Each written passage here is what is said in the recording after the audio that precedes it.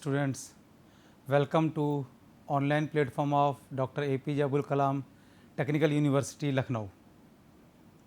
I am Dr. Tarun Gupta, Associate Professor in GL Bajaj Institute of Technology and Management, Greater Noida.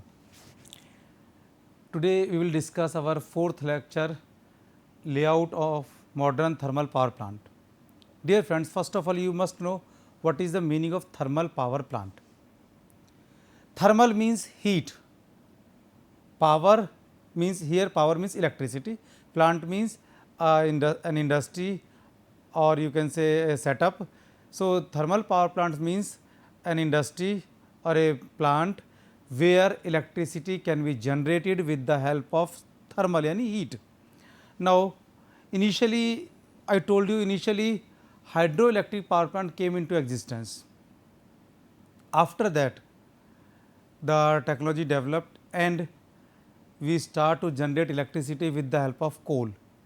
So, because there was no other technology, so the technology in which we generate electricity with the help of coal, that technology is named at thermal power plant, right. So, you can say this is the layout of thermal power plant. Here you can see, I think are you able to see the complete diagram? Here you can see there is a boiler.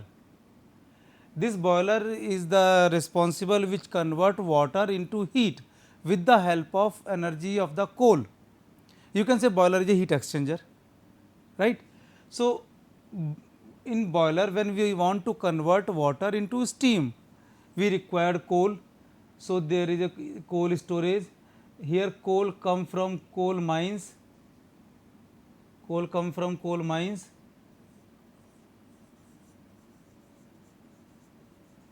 and then coal storage in the power plant itself, then coal handling plant, then boiler. So, this coal is supplied to the furnace of the boiler where the coal burned and converted into the ash, and it gives its useful heat to the water.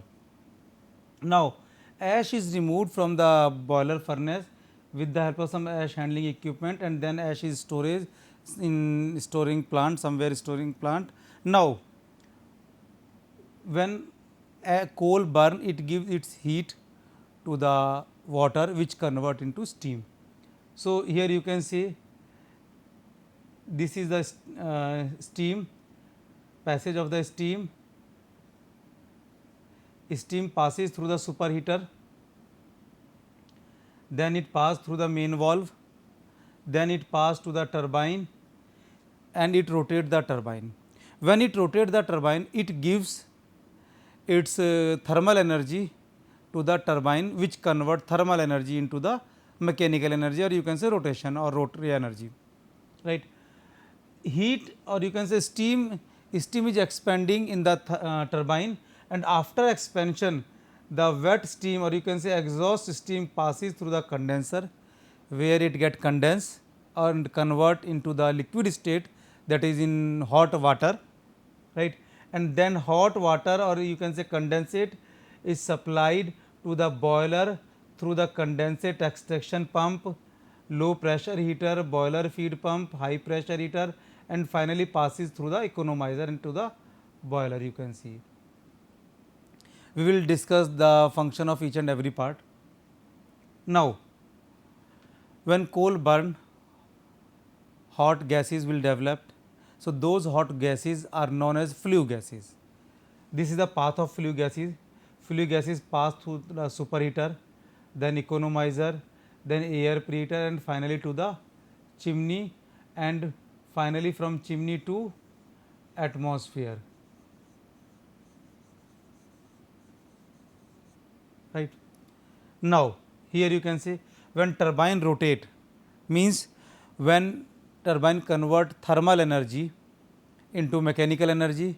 So, here you can see to the turbine generator is coupled, you can see a generator is coupled which rotate, and generator convert rotary motion or you can say mechanical energy into electrical energy. So, here electricity will develop which can be supplied through the transformer and various distribution channel.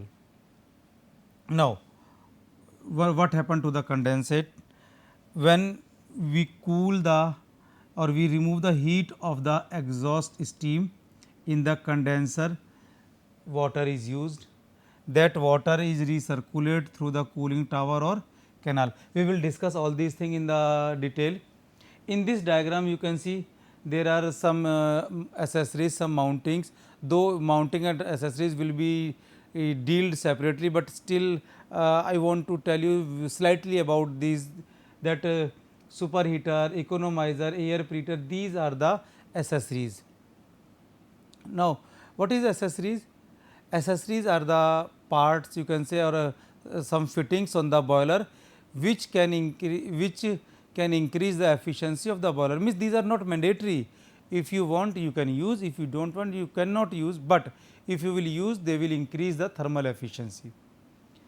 There are few mountings, you can say mountings are on the boiler, and mountings are the necessary.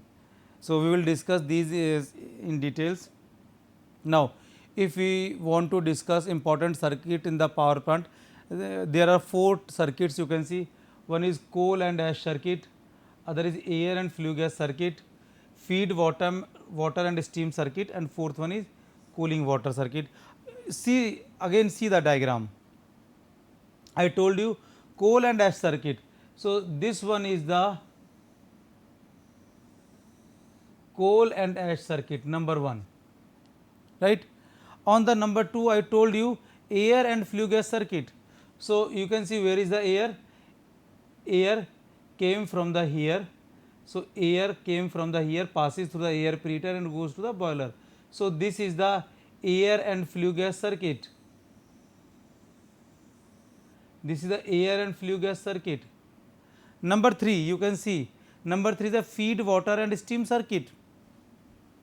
So, feed water, water is feeding through the economizer, through the boiler, and steam passes through this. This is the third circuit, and fourth circuit is cooling water circuit. So, fourth circuit is this. This one is the fourth circuit, right. So, we will discuss all these here. So, first of all, let us say coal and ash circuit. Friends, you must remember that a 400 megawatt capacity power plant require 5,000 to 6,000 tons of the coal per day, and this is good quality coal. Good quality coal means there is a very less ash content, there is very less moisture content. So, good coal means less ash content, and ash content is approximately 10%. So, 10% is the ash content, right. This is about for 400 megawatt capacity, though our thermal power plant are or such bigger capacity super thermal power plants. I told you in the last lecture about this. So, now coal is available from the coal mines. There are 2 methods to use the coal, stoker firing as well as pulverized firing. So, in India we mostly preferred pulverized firing. Pulverized firing means we convert coal into the powder form. So, that is known as pulverized coal.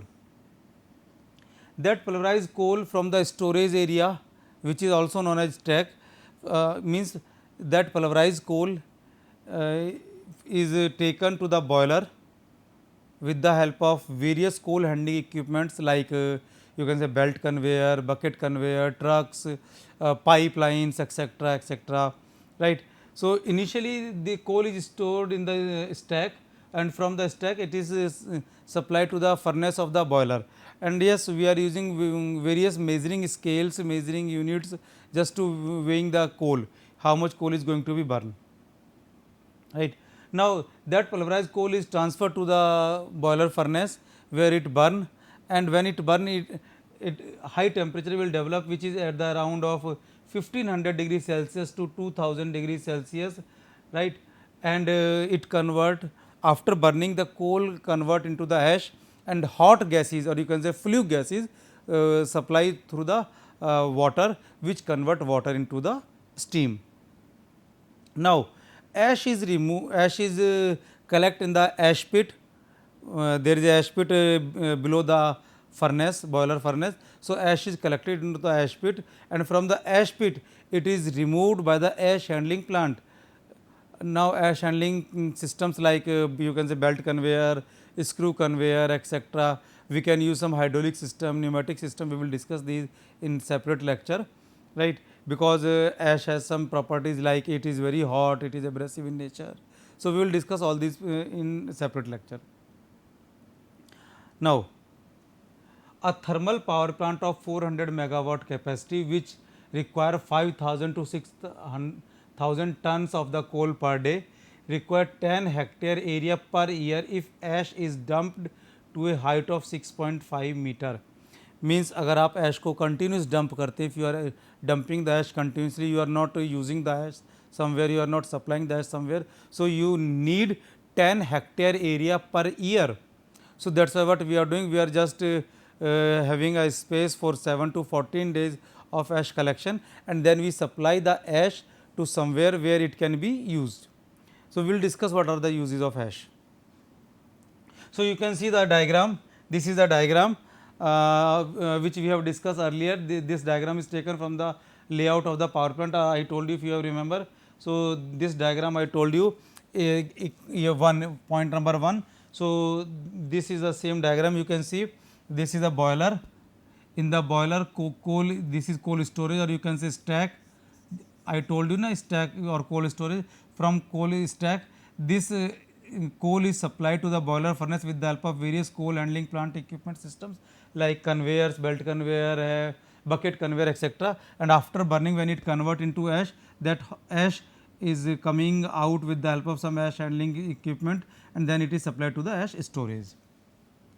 Next circuit is air and flue gas circuit. Dear friends, you can see the diagram. First of all, why we need the air? All of you know that oxygen is required for burning.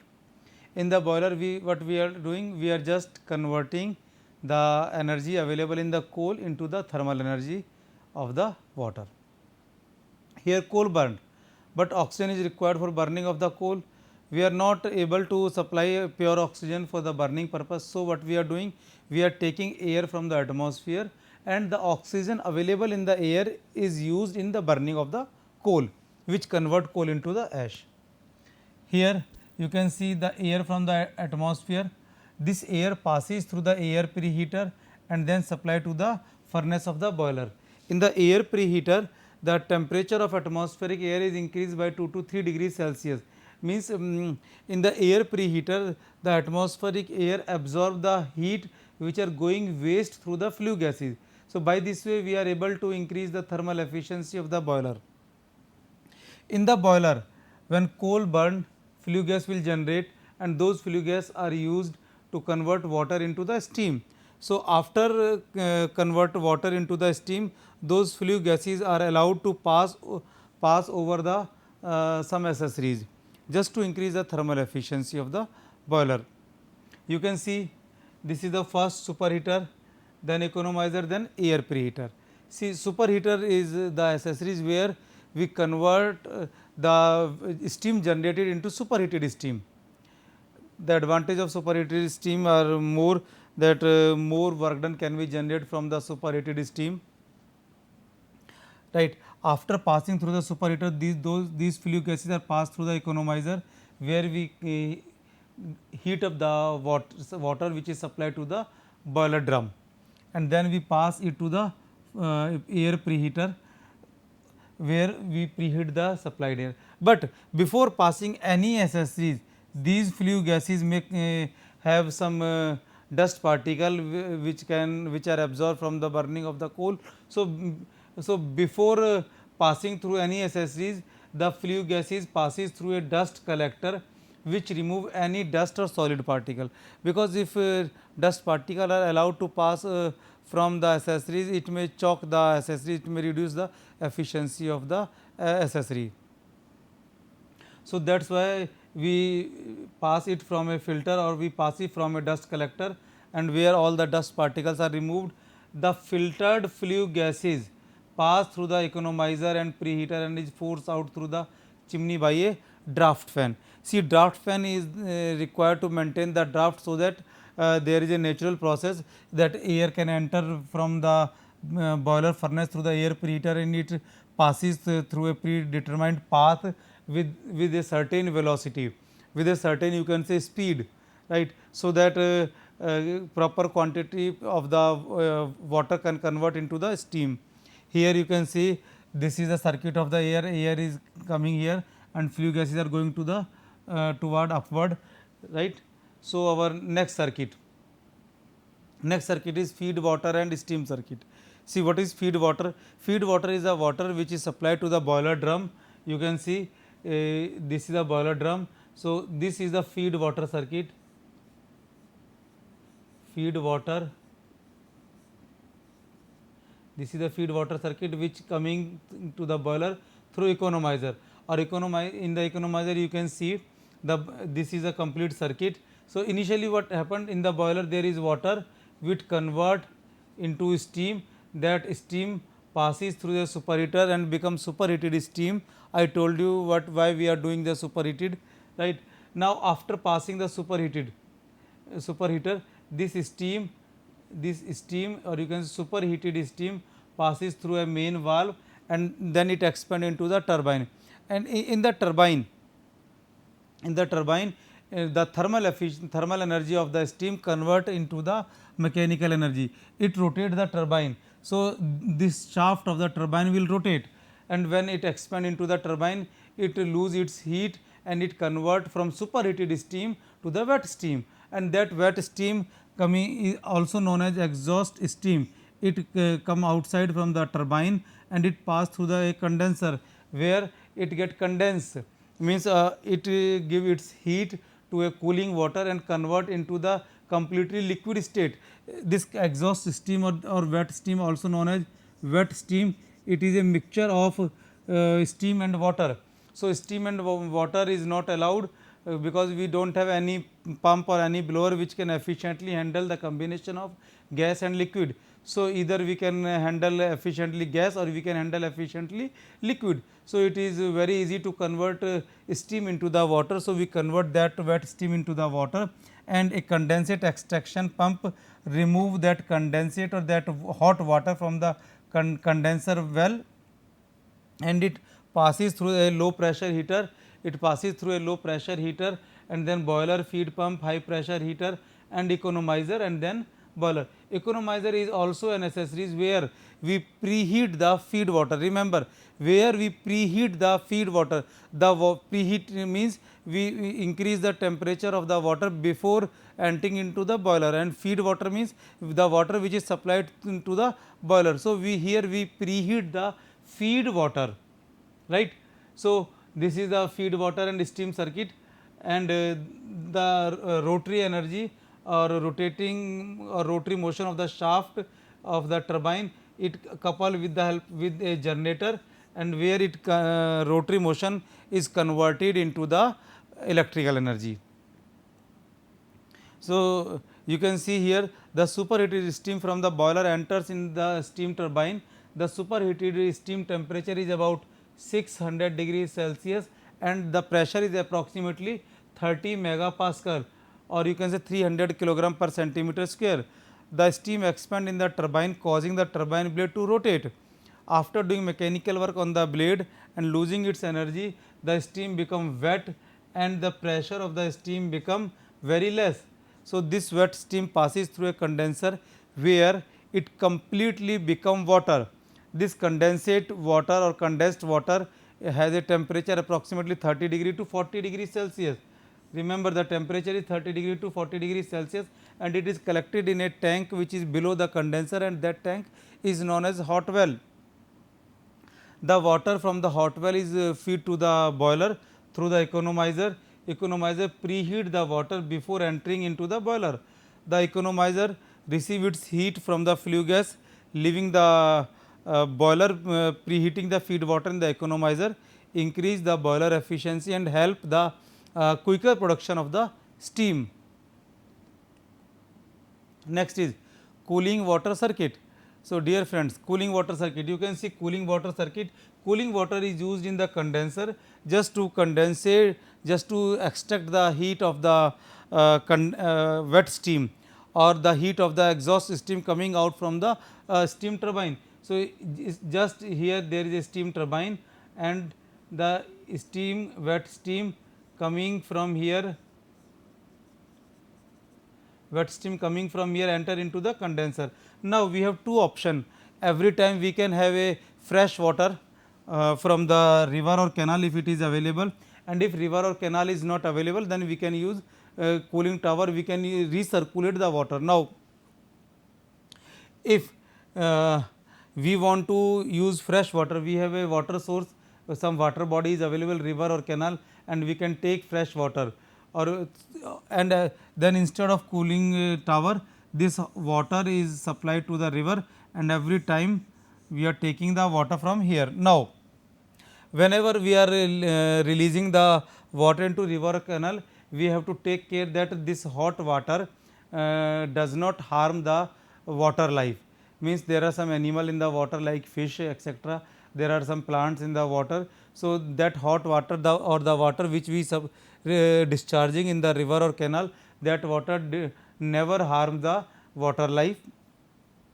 Also, whenever we are taking the water from the river or canal for cooling purpose, we cannot use directly because there are some impurities in the water, and those impurities can damage the pump as well as the tubes or pipes of the condenser. So what we are doing, we are filtering the water, and after filtering the water we can use the water every time. Now suppose, now if we don't have river or canal, then we recirculate the cooling water. Water is circulated around the condenser to condense the steam coming out of the turbine. Cooling water enter into the condenser at 10 degrees Celsius to 15 degrees Celsius and leave the system approximately 20 to 25 degrees Celsius. So plenty of water is required for condensing the steam, right. Now if river or canal is not there, then we recirculate the water, only the water shortage due to evaporation. So we always make up that water. Here we are using a cooling tower. Cooling tower is are of two type, one may be natural draft, other is mechanical draft. So it is a large structure for if we are talking about natural draft, it is a large hyperbolic structure. So hot water is allowed to spray from here and air enters from the here. When air come into contact with the water, it get the heat of the water and some water get evaporated. Those hot air goes out of the chimney to the atmosphere, and this cold water is collected here at the bottom of the cooling tower, from where this pump remove the water and supply to the condenser again and again. But every time there are some water losses due to evaporation. So those water losses, those water losses can be compensated by makeup water, but sometimes it is not necessary, it is not required, or sometimes it is not possible to have a natural draft cooling tower. In that case we can use mechanical draft cooling tower, and in the mechanical draft cooling tower the comparatively small cooling tower is required. But now here we are using some mechanical arrangement. Mechanical arrangement means we are using fans for continuous supply of the water for maintaining the velocity of the air. So we can use fan at the top of the cooling tower, or we can use fan at the bottom of the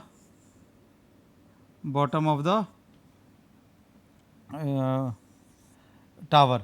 Now if we are using fan at the top of the tower, it is known as induced draft cooling tower. Induced draft.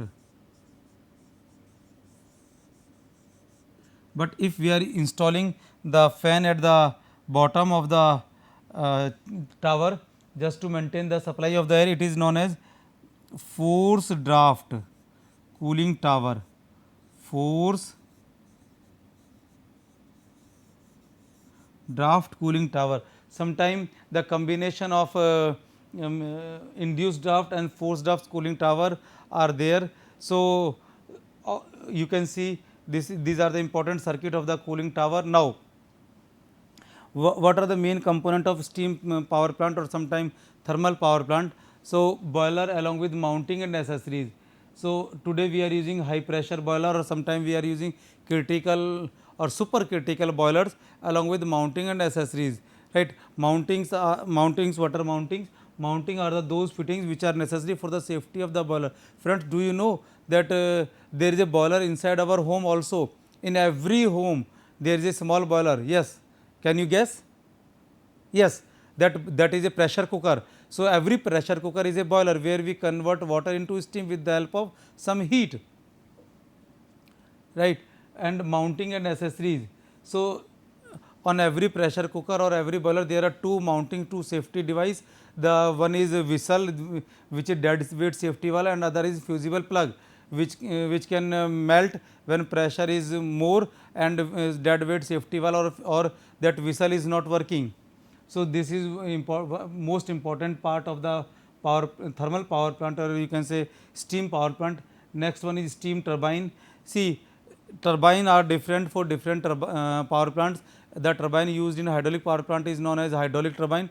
The turbine used in gas based power plant is known as gas turbine, and the turbine used in steam power plants are known as steam turbines.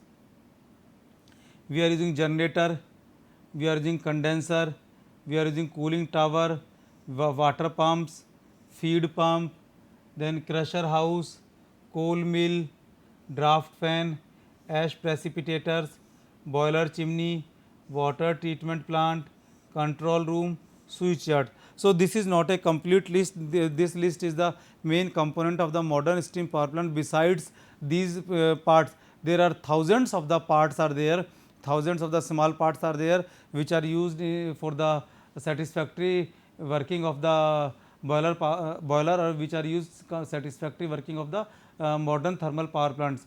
Now automation is there, so most of the component are controlled with the help of a computer, with the help of automation. So now direct involvement of human is very less, and it is not necessary, right. So this is about the modern steam thermal power plants. Now if you have any query, we are welcome for your queries and your suggestions. Thank you.